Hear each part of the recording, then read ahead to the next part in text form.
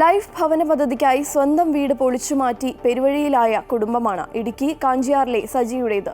ഭാര്യയും 3 പെൺകുട്ടികളും ഉൾപ്പെടുന്ന കുടുംബം താൽക്കാലികമായി ഉണ്ടാക്കിയ ഒരു പ്ലാസ്റ്റിക് ഷെഡിലാണ് ഇപ്പോൾ അന്തിയുറങ്ങുന്നത്. ഇടുക്കി കാഞ്ചിയാർ കോഴിമല സ്വദേശിയാണ് സജി. 45 വർഷമായി ഇവിടെ താമസം തുടങ്ങിയിട്ട്. 5 വർഷം മുമ്പ് ലൈഫ് ഭവന പദ്ധതിക്കായി അപേക്ഷ നൽകി. ഗ്രാമസഭ അംഗീകരിച്ചതോടെ ഗ്രാമപഞ്ചായത്ത് ലൈഫ് ലിസ്റ്റിൽ ഉൾപ്പെടുത്തി.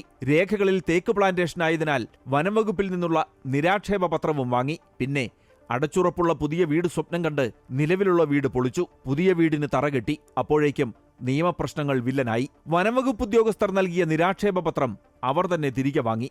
സജിയും കുടുംബവും പെരുവഴിയിലായി. ഞങ്ങൾക്ക് ഫോറസ്റ്റിൽ നിന്ന് ഒരു NOC വേണം, പഞ്ചായത്തിന് പെർമിറ്റ് കിട്ടാൻ വേണ്ടിയിട്ട്.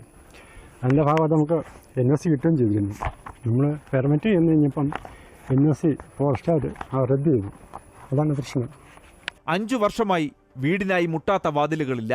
പക്ഷേ ഇവരുടെ കണ്ണീര് കാണാൻ ആരുമില്ല. ഒരടച്ചുറപ്പില്ലാത്ത വീട്ടിൽ താമസം. ഞങ്ങളെല്ലാ വഴിയും നോക്കുന്നുണ്ട്. ഫോറസ്റ്റുകാർ വനമാണെന്ന് പറയുന്നു, ട്രൈബലാണെന്ന് പറയുന്നു. ഇതൊന്നുമല്ല യഥാർത്ഥ അവസ്ഥ. ഒരിടത്തും ഞങ്ങൾ പോയി പല രേഖകൾ അന്വേഷിച്ച ഒരിടത്തും രേഖയില്ല. ഏതൊരാളിന്റെയും ഏറ്റവും വലിയ സ്വപ്നമാണ് സ്വന്തമായി ഒരു വീട്. ഈ കുടുംബത്തിന്റെ ആ സ്വപ്നമാണ് ചുവപ്പ് നാടയിൽ കുടുങ്ങിക്കിടക്കുന്നത്. ഫയലുകൾക്കിടയിൽ ശ്വാസം കിട്ടാതെ പിടയുന്ന ഇത്തരം ജീവിതങ്ങൾ കാണാൻ ഭരണകൂടങ്ങൾക്കോ ഉദ്യോഗസ്ഥർക്കോ കഴിയുന്നില്ല. MC Boban, Amrita News, Idukki.